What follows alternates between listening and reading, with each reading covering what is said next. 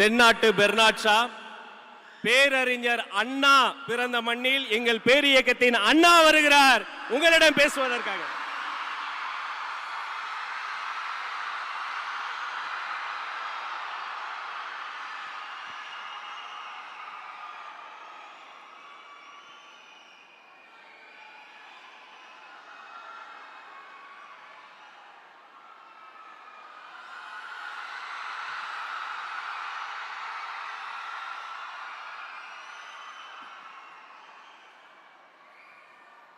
நாட்டுக்காக உழைப்பதற்கு அண்ணா பிறந்தார்.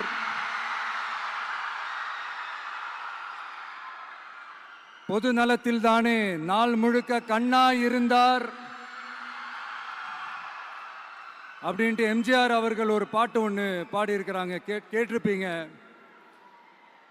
அப்படிப்பட்ட நம்ம காஞ்சி தலைவர்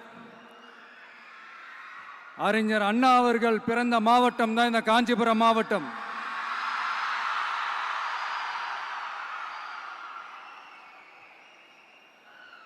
தன்னுடைய வழிகாட்டின்றதுனாலேயே தான் ஆரம்பிச்ச கட்சியினுடைய கொடியில அறிஞர் அண்ணா அவர்களை வச்சவர் எம்ஜிஆர். ஆனா அறிஞர் அண்ணா அவர்கள் ஆரம்பிச்ச அந்த கட்சியை அதுக்கப்புறம் கைப்பற்றினவங்க என்னெல்லாம் பண்றாங்கன்னு நான் சொல்லிதான் உங்களுக்கு தெரியணுமா என்ன? மக்களே, உங்களுக்கு தான் அது நல்லா தெரியுமே.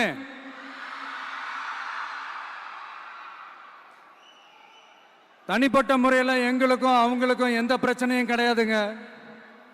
எந்த வாய்க்கா வரப்பு தகராறுலாம் எதுவுமே கிடையாதுங்க. அப்படியே இருந்தாலும் அது நம்ம கண்டுக்கவே போறது இல்லைங்க. தனிப்பட்ட முறையில் அவங்களுக்கு வேணா நம்ம மேல வன்மத்தோட இருக்கலாங்க.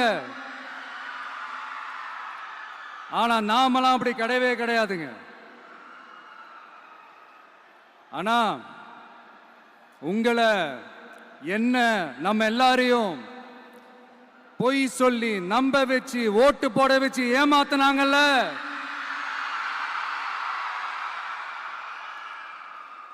அப்படி ஏமாத்தி ஆட்சிக்கு வந்து நல்லது செய்யற மாதிரி நடிக்கிறாங்கல்ல, நாடகம் ஆடுறாங்கல்ல,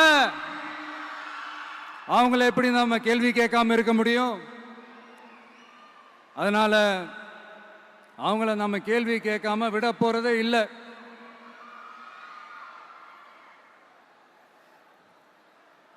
இதையே நான் காஞ்சிபுரம் மாவட்டத்தில் இருந்து நான் சொல்றேன்னா, தெரிஞ்சோ தெரியாமலோ இந்த மாவட்டத்துக்கும் நமக்கும் ஆட்டோமேட்டிக்காவே ஒரு கனெக்ஷன் ஒன்று ஏற்படுதுங்க.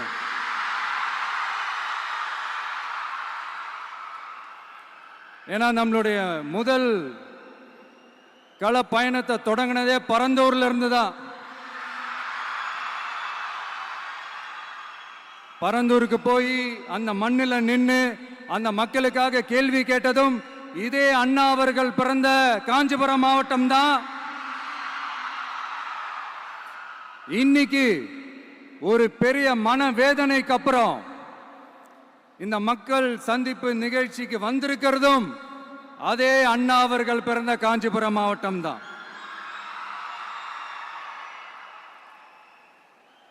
அதனால நமக்கு எல்லாமும் கொடுத்த நம்ம மக்களுக்காக எல்லா நல்லதையும் செய்யணும், அதுவும் சட்டப்பூர்வமாக செய்யணும், அங்கீகாரத்தோட செய்யணும், அதிகாரப்பூர்வமாக செய்யணும், ஒட்டுமொத்த தமிழ்நாட்டு மக்களுக்கும் செய்யணும், ஒரே மாதிரி செய்யணும், ஒரே எண்ணத்தோட செய்யணும்.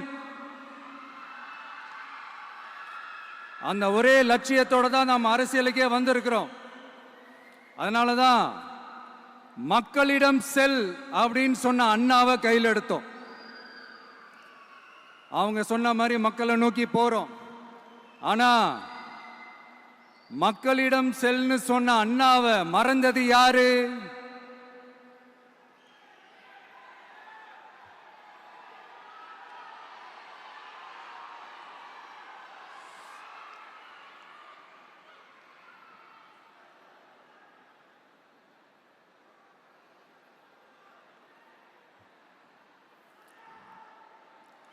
கொள்கையா?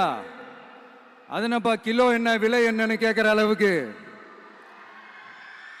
அப்படி ஒரு கட்சியை ஒன்று நடத்திக்கிட்டு அந்த கட்சியினுடைய தலைவர் தமிழ்நாட்டு முதல்வர் சொல்றாரு, நமக்கு கொள்கை இல்லையா? எப்படி? நமக்கு கொள்கை இல்லையா? பிறப்புக்கும் எல்லா உயிருக்கும்னு ஒரு அடிப்படை கோட்பாட்டை நம்ம கட்சியினுடைய ஒரு முக்கிய கோட்பாட்டை அறிவிச்ச நமக்கு கொள்கை இல்லையா? எல்லாருக்கும் எல்லாமும் கிடைக்கணும், சமூக நீதி கிடைக்கணும், அந்த சமூக நீதி உண்மையான சமூக நீதியா இருக்கணும், சாதி வாரி கணக்கெடுப்பு நடத்தணும்னு ரொம்ப ஸ்ட்ராங்கா சொன்ன நமக்கு கொள்கை இல்லையா?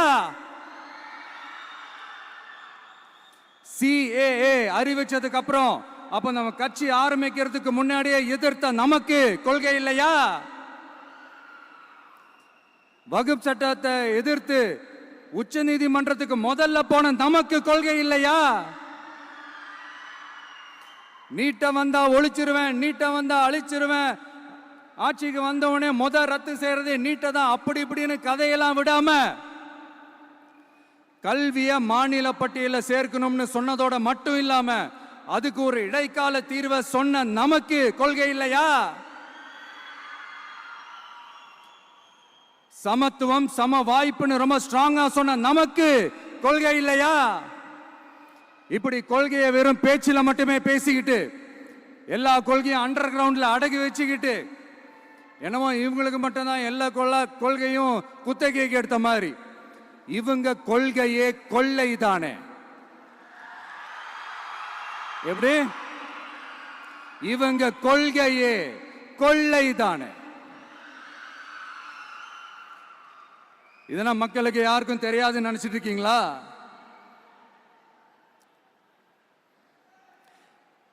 எங்க கட்சி ஒன்றும் சங்கரமணம் இல்லைன்னு சொன்னது யாரு? யார் சொன்னாங்க? ஏன் சொன்னாங்க? எதுக்கு சொன்னாங்க?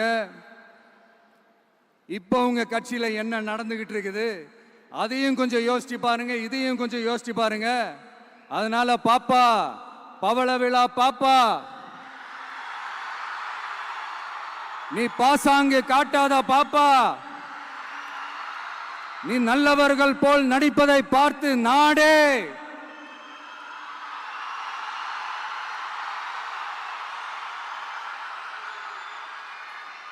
பாப்பான்னு சொன்னோம். அப்ப கூட பாத்தீங்கன்னா பாப்பான்றது ரொம்ப ஆசையா பாசமா சாஃப்டா தான் சொன்னோம். அதையே நீங்க அதிர்ச்சியா எடுத்துக்கிட்டீங்கன்னா அதுக்கு நாங்க என்ன பண்றது? அதே நீங்க விமர்சனம்னு சொன்னீங்கன்னா நாங்க என்ன பண்றது? இன்னும் நாங்க விமர்சனம் செய்ய ஸ்டார்ட் பண்ணவே இல்லையே, இன்னும் நாங்க அடிக்க ஸ்டார்ட் பண்ணவே இல்லையே, அதுக்குள்ள அலர்னா எப்படி?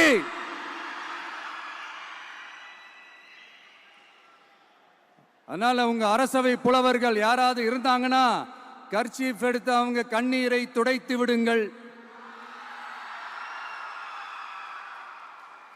சரி, அது அவங்க பிரச்சனை, அவங்க பார்த்துக்கிட்டோம். நமக்கு எப்பவுமே மக்கள் தாங்க, மக்களுடைய பிரச்சனை பத்தி பேசுறது தான். இன்னைக்கு நம்ம காஞ்சிபுரம் மாவட்டத்துக்கு வந்திருக்கிறோம். இங்க மக்கள் ஃபேஸ் பண்ற அந்த பிரச்சனையை பத்தி நம்ம பேசி ஆகணும்.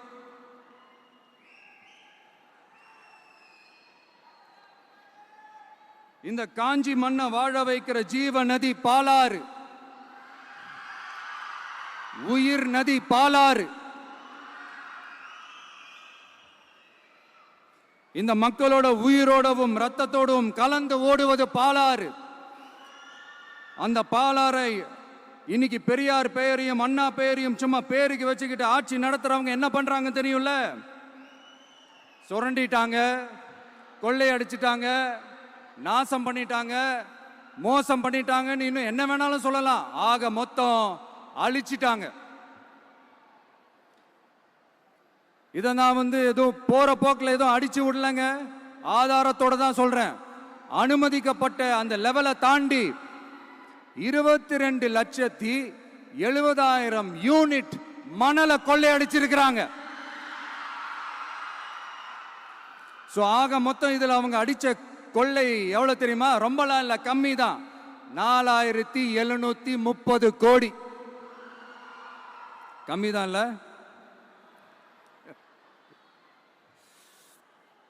இதுக்கெல்லாம் அவங்க ஆதாரம்லாம் கேட்க முடியாது. ஏன்னா இந்த ஆதாரம்லாம் ஆல்ரெடி கோர்ட்ல இருக்குது, அமலாக்கத்துறை டிபார்ட்மெண்ட்ல இருக்குது. அந்த டிபார்ட்மெண்ட்ல வேலை செஞ்ச சில நல்லவர்கள் அவங்க அடிச்ச அந்த கொள்ளையெல்லாம் தாங்க முடியாம வெளியில வந்து சொன்ன அந்த ஆதாரங்கள் இதெல்லாம் சம்பந்தப்பட்டவங்களுக்கு இன்னும் நல்லாவே தெரியும். அதனால இது சம்பந்தமா ஆதாரங்களை கொடுலாம் அவங்க கேட்க முடியாது.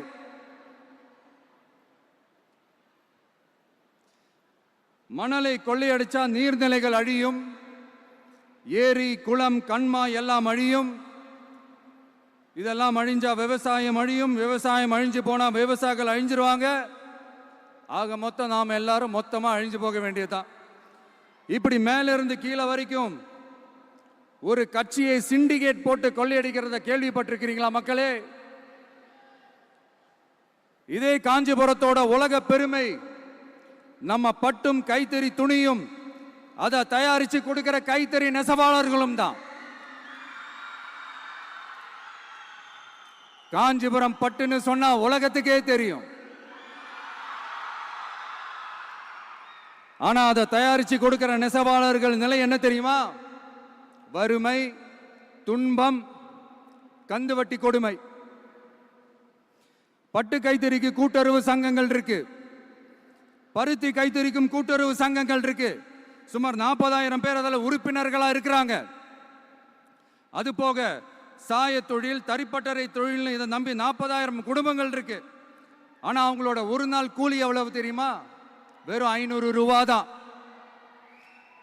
அதை கொஞ்சம் அதிகப்படுத்தி கொடுங்கன்னு போராடி போராடி பார்த்து ஒன்றும் நடக்கல. இதோட அவங்க கஷ்டம் முடிஞ்சுதா? வடகிழக்கு பருவமழை அந்த 500 ரூபா கூலிக்கு வேட்டு வச்சிடுச்சு. எப்படி விவசாயிகள் டெல்டா மாவட்டங்களில் மழையால பாதிக்கப்பட்டாங்களோ அவங்கள கண்டுக்காம எப்படி இந்த அரசாங்கம் கைவிட்டுடுச்சோ அதே மாதிரி தான் நம்ம கைத்தறி நெசவாளர்களும் மழையால பாதிக்கப்பட்டிருக்கிறாங்க. அடுத்து இந்த காஞ்சிபுரம் மாவட்டத்தோட பஸ் ஸ்டாண்டு 60 வருஷத்துக்கு முன்னாடி கட்டினதான். அண்ணா அவர்கள் ஆட்சிக்கு வந்தப்போ கட்டியிருப்பாங்க போல.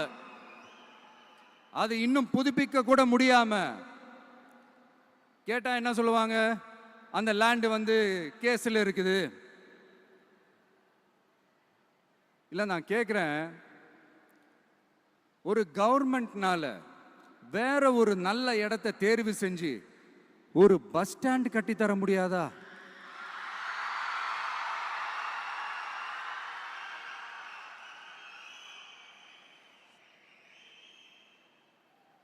பிரச்சனை என்ன தெரியுமாங்க? அவங்களுக்கு மக்களை பத்தி யோசிக்கிறதுக்கே நேரம் இல்லை. அதுதான் பிரச்சனை.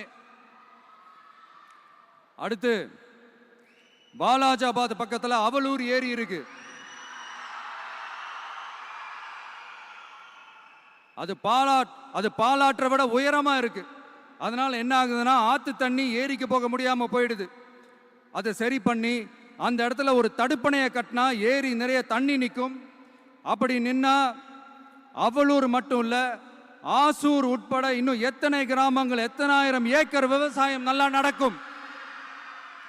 இதுக்கு இன்னும் எத்தனை வருஷம் மக்கள் கோரிக்கை கொடுக்கணும், மக்கள் போராடணும். இந்த பிரச்சனையெல்லாம் இருக்கிற அதே காஞ்சிபுரம் மாவட்டத்தில் தான் பரந்தூர் ஏர்போர்ட் கட்டுற பிரச்சனையும் இருக்குது. அந்த பிரச்சனையில கண்டிப்பா நாங்க விவசாயிகள் பக்கம் தான் நிற்போம். அதுல எந்த மாற்று கருத்துமே கிடையாது. இந்த கவர்மெண்ட் பரந்தூர் விவகாரத்தில் எங்களுக்கோ இல்ல விவசாயிகளுக்கோ எந்த விதமான காரணங்கள் சொல்லி எஸ்கேப் ஆகவே முடியாது. இப்படி மக்களுக்காக மக்களோட பிரச்சனைகளை எடுத்து பேசுறதுனால இப்போ ஆட்சியில் இருக்கிறவங்களுக்கு நம்ம மேல ஒரு ஆத்திரம் வரத்தானே செய்யும்.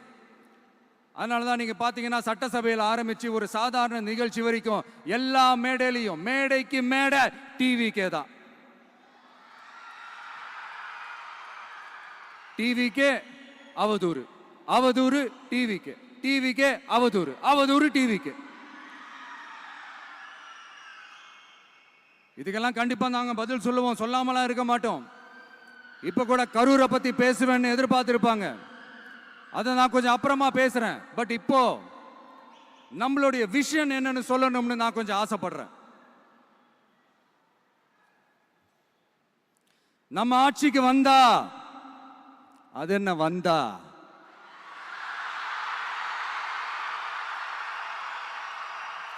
வருவோம். மக்கள் கண்டிப்பா நம்மளை வர வைப்பாங்க. மக்களுக்கான ஆட்சியை மக்களே விரும்பி வர வைக்கத்தானே செய்வாங்க.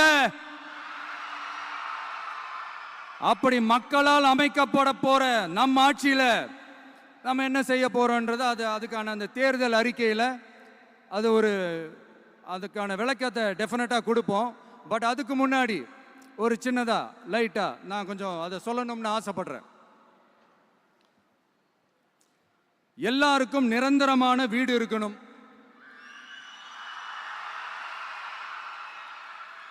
ஒவ்வொரு வீட்டுக்கும் ஒரு மோட்டார் சைக்கிள் வாகனம் உறுதியா இருக்கணும்.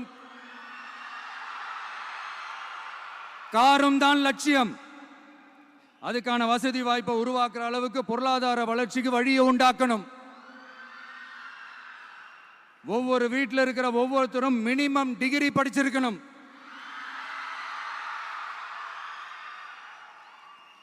ஒவ்வொரு வீட்லையும் குறைந்தபட்சம் ஒருத்தருக்கு நிரந்தர வருமானம் கிடைக்கணும். அதுக்கான வேலை வாய்ப்பை உருவாக்கணும். அதுக்கு தகுந்த மாதிரி கல்வியில பாடத்திட்டத்தில் சீர்திருத்தம் செய்யணும். கவர்மெண்ட் ஹாஸ்பிட்டல்ஸுக்கு மக்கள் எல்லாரும் பயம் இல்லாம நம்பி போற மாதிரி மாத்தணும். பருவமழை காலத்தில் ஏற்படுற வெள்ளத்தால ஊரும் சரி மக்களும் சரி விவசாயமும் சரி பாதிக்கப்படாம இருக்கணும். அதுக்கு 4000 கோடி திட்டம்னு ஒரு உருட்டுனாங்களே, அந்த மாதிரிலாம் எதுவும் இல்லாம உண்மையான ஒரு பாதுகாப்பு திட்டத்தை உருவாக்கணும். மீனவர்களோட, தொழிலாளர்களோட, நெசவாளர்களோட, அரசு ஊழியர்கள் மற்றும் ஆசிரியர்களோட கருத்து கேட்டு அவங்களுக்கான பாதுகாப்பு மற்றும் வளர்ச்சி திட்டங்களை உருவாக்கணும். உருவாக்குறது மட்டும் இல்லை, அதை செயல்படுத்தணும். முக்கியமா இண்டஸ்ட்ரியல் டெவலப்மெண்ட்ஸ்ல கான்சென்ட்ரேட் பண்ணணும். எல்லாத்தையும் விட ரொம்ப ரொம்ப முக்கியம், சட்டம் ஒழுங்க ரொம்ப ஸ்ட்ரிக்டா வச்சிருக்கணும். நம்மளுடைய அம்மா, அக்கா, தங்கச்சிகள், அவங்களுடைய பிள்ளைகள், குழந்தைகள் எல்லாருக்கும் பாதுகாப்பை, அதுவும் உண்மையான ஸ்ட்ராங்கான பவர்ஃபுல்லான பாதுகாப்பை உண்டாக்கணும். அண்ணா யூனிவர்சிட்டியில நடந்த அந்த பெண்ணுக்கு நடந்த அந்த பிரச்சனை மாதிரியோ, இல்ல கோவையில் நடந்த அந்த கல்லூரி பெண்ணுக்கு நடந்த பிரச்சனை மாதிரியோ அதெல்லாம் நடக்க விடவே கூடாது. நம்ம வீட்டு பெண்கள் ஸ்ட்ராங்கா, பயமே இல்லாம தைரியமா இருக்கணும்.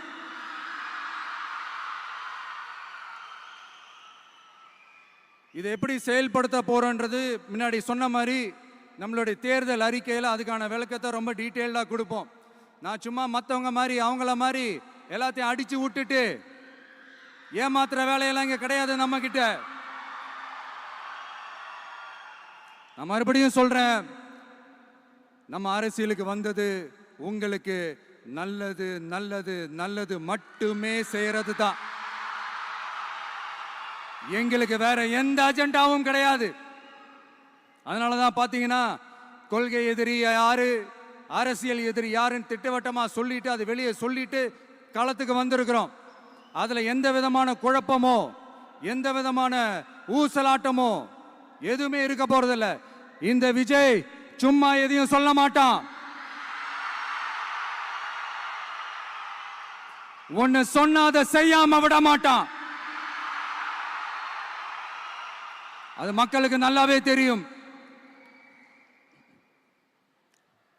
அப்புறம் ஒரு அதிசயம் சொல்ல முடியாது, இது ஒரு கண்டுபிடிக்க முடியாத ஒரு உண்மைன்னு சொல்லலாம்.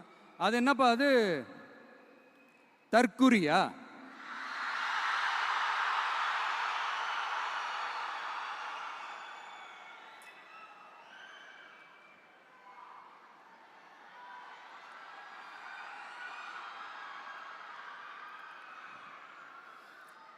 நம்ம டிவிகேக்கு சப்போர்ட் பண்ற கோடிக்கணக்கான லட்சக்கணக்கான மக்கள், நம்மளுடைய நண்பிகள், நம்மளுடைய ஜென்சி கிட்ஸ், எல்லாரையும் தற்குறிகள்னு சொல்லி வாங்கி கட்டிக்கிட்டு இப்போ அவங்களாம் தற்குறி எல்லாம் கிடையாது, அப்படிலாம் அவங்கள கூப்பிடாதீங்க. அவங்க சங்கிகள்லாம் கிடையாது, அப்படிலாம் அவங்கள கூப்பிடாதீங்கன்னு சொல்லி ஒரு குரல். யாருடா அந்த குரல் அப்படின்னு பார்த்தா, இப்ப ரீசெண்டா அறிவு திருவிழான்னு ஒண்ணு நடத்தினாங்கல்ல, சாரி அவதூறு திருவிழா. அதுல அவங்க தலைமையே குழப்புற மாதிரி, அறிவு கண்ணை திறந்து வைக்கிற மாதிரி ஒருத்தர் பேசியிருக்கிறார். அவர் யாருன்னா அது அவங்களோட எம்எல்ஏவே. அந்த எம்எல்ஏ யாருன்னா நம்மளுடைய கொள்கை தலைவர்கள் ஒருத்தரான மக்கள் சேவகர் அஞ்சலை அம்மாளோட சொந்தக்காரர். என்னடா இது இப்படி ஆகி போச்சு, டிவிகேக்கு சப்போர்ட் பண்ற மாதிரி நம்ம கட்சியிலேருந்தே ஒரு குரல் வருதுன்னு சொல்லி தலைமையில் ஃபுல்லா கன்ஃபியூஷன். அந்த கன்ஃபியூஷன் இதோட நிக்காது, அந்த ஆதரவு குரல் ஒரு வீடு விடாம, ஒரு இடம் விடாம, எல்லா இடத்துலயும் எல்லா வீட்லயும் இன்னும் பலமா எதிரொலிக்குதான் இல்லையான்னு பாருங்க. சும்மா பிளாஸ்ட் தான்.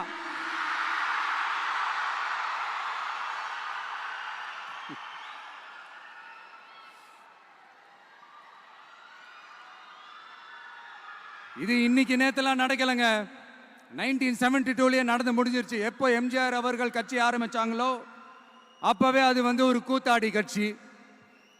எப்போ எம்ஜிஆர் அவர்களுக்கு பின்னாடி அத்தனை மக்கள் திரண்டு நின்னாங்களோ அப்பவே அது ஒரு கூத்தாடி கும்பல். நடிகர் கட்சின்னு சொன்ன ஒருத்தர் அதுக்கப்புறம் எம்ஜிஆர் கூடயே போய் சேர்ந்துட்டாரு. இன்னொருத்தர் இவரெல்லாம் ஒரு ரவுண்டு தாங்க வருவாரு, ரெண்டாவது ரவுண்ட்லாம் காணாம போயிடுவாருன்னு சொல்ல இன்னொருத்தர் அதுக்கப்புறம் போய் எம்ஜிஆர் கிட்டே போய் சேர்ந்துட்டார். ஸோ இந்த மாதிரி இவங்க ரெண்டு பேர் மட்டும் இல்ல, ஒட்டுமொத்த தமிழ்நாட்டு மக்களும் எம்ஜிஆர் அவர்கள் கூட தானே போய் சேர்ந்தாங்க.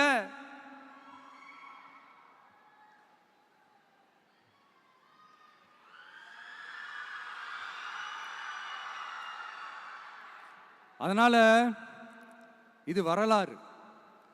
இந்த வரலாறு நம்மளை விட அவங்களுக்கு இன்னும் நல்லாவே தெரியும். அதனால தான் பார்த்தீங்கன்னா 53 வருஷமா அதே கதறல்கள். கூத்தாடி கூட்டம், நடிகர் கட்சி, நடிகர் கூட்டம், இப்படி. மர்மயோகின்ற ஒரு படத்துல அவருடைய கேரக்டர் பேர் கரிகாலன். அதுல ஒரு சூப்பர் டயலாக் ஒன்று சொல்லியிருப்பாரு, குறி வைத்தால் தவற மாட்டேன், தவறுமானால் குறியே வைக்க மாட்டேன்.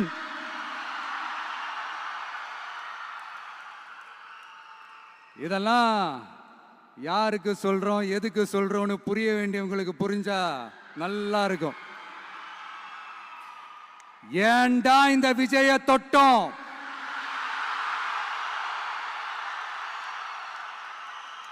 ஏண்டா விஜய் கூட இருக்கிற அந்த மக்களை தொட்டோம்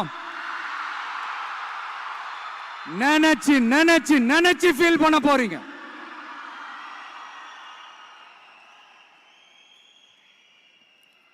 அப்புறம் நமக்கு இந்த அரசியல் புரிதல்லாம் இல்ல, அது இல்ல, இது இல்ல. அப்புறம் நான் கேட்கிறேன், மக்கள் எல்லாரும் உங்களுக்கு தற்குறிகளா?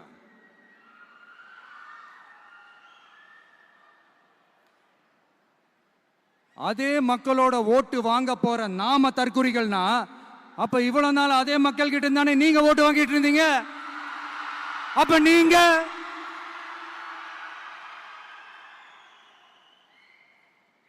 அந்த மக்களுக்கு நீங்க காட்டுற மரியாதையும் நன்றியும் இதுதானா? ஒண்ணு மட்டும் சொல்றேன், எழுதி வச்சுக்கோங்க. இந்த தற்குறின்னு சொல்றீங்கல்ல, இந்த தற்குறிகள்லாம் ஒன்னா சேர்ந்துதான் வாழ்நாள் பூரா விடையை கண்டுபிடிக்காத முடியாத அளவுக்கு உங்க அரசியலே ஒரு கேள்விக்குறியாக்க போறாங்க.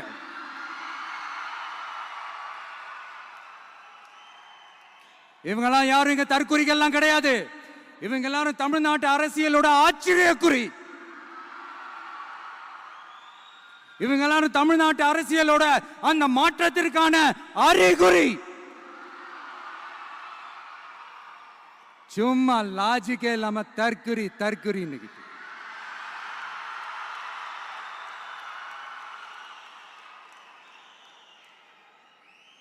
நண்பா, நண்பி,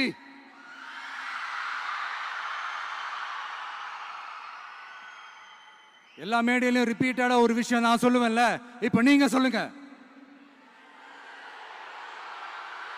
ஒண்ணு, இன்னொன்னு, ரிப்பீட். ஒண்ணு, இன்னொன்னு. இந்த போட்டி எப்படி இருக்க போகுதுன்னா, மக்களோட மக்களா நிக்கிற நமக்காக மக்களே டிசைட் பண்ணி போறாங்க. My dear sir, my dear uncle,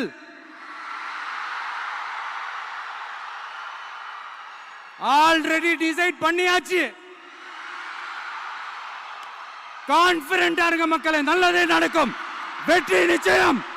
மீண்டும் சந்திக்கும் வரை நன்றி, வணக்கம்.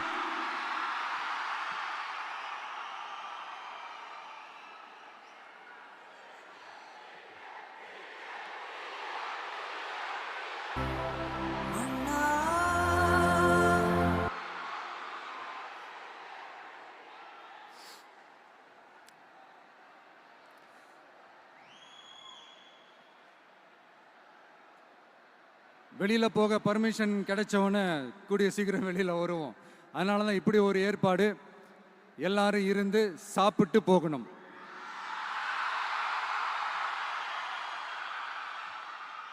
நன்றி, வணக்கம். சொல்ல மறந்துட்டேன், என் நெஞ்சில் குடியிருக்கும்